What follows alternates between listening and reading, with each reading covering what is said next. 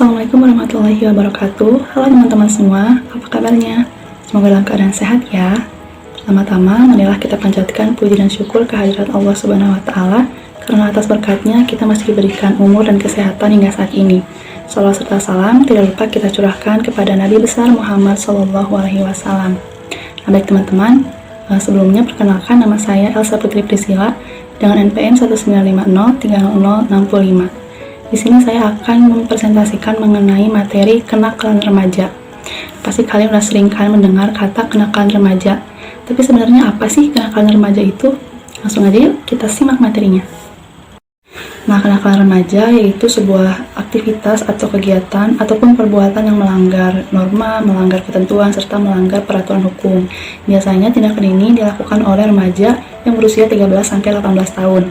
Nah, remaja yang melakukan tindakan ini disebabkan oleh berbagai faktor dan karena adanya kesempatan untuk melakukan tindakan tersebut.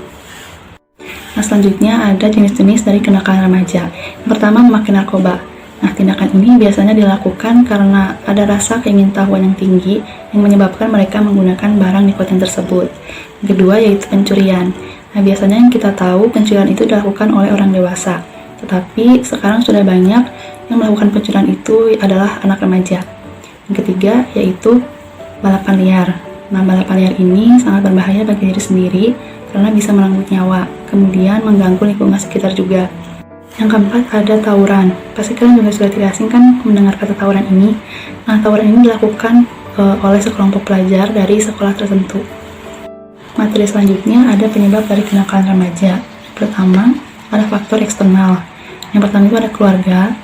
Nah, keluarga ini menjadi faktor utama. Kenapa? Karena keluarga merupakan lingkungan kita dari kecil hingga dewasa saat ini.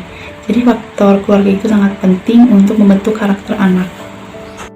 Yang kedua ada pergaulan. Pergaulan ini sangat dekat dengan kita tentunya. Sebagai orang tua, tidak ada salahnya untuk mengetahui sejauh mana mereka bergaul, kemudian dengan siapa saja mereka bergaul. Karena komunikasi antara orang tua dengan para anak itu sangat penting. Yang ketiga ada lingkungan sosial.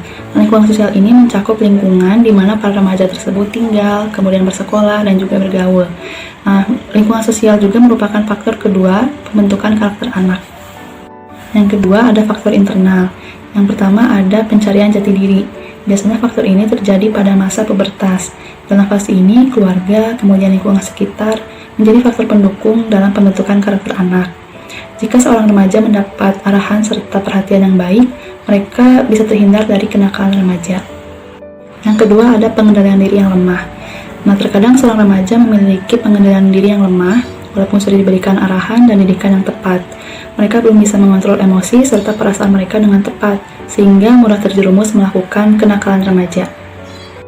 Nah, materi terakhir ada cara mengatasi kenakalan remaja. Pertama ada pengendalian diri.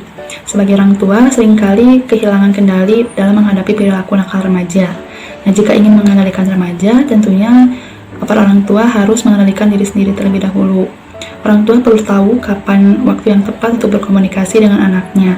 Jika orang tua masih dalam keadaan marah, maka disarankan untuk menunggu hingga amarahnya reda. Yang kedua, membuat batasan yang jelas. Para orang tua dan anak tentunya harus membuat batasan-batasan yang jelas dan yang masuk akal tentunya. Karena membuat aturan bersama penting agar anak belajar bagaimana berkomitmen atas apa yang telah dibuat dan disetujuinya. Yang ketiga, memahami kenapa anak terlibat dalam kenakalan remaja. Nah, orang tua cenderung untuk marah dan menghakimi ketika anak berbuat sesuatu yang melanggar norma tanpa mengetahui alasan kenapa anak berbuat demikian. Nah, sikap seperti itu sangat tidak adil bagi anak. Oleh sebab itu, seharusnya orang tua menelusuri penyebab anak menjadi nakal agar langkah dalam mengatasinya juga bisa tepat. Baik teman-teman, cukup sekian materi yang bisa saya presentasikan. Mohon maaf bila terdapat kesalahan kata dan kekurangan. Wassalamualaikum warahmatullahi wabarakatuh.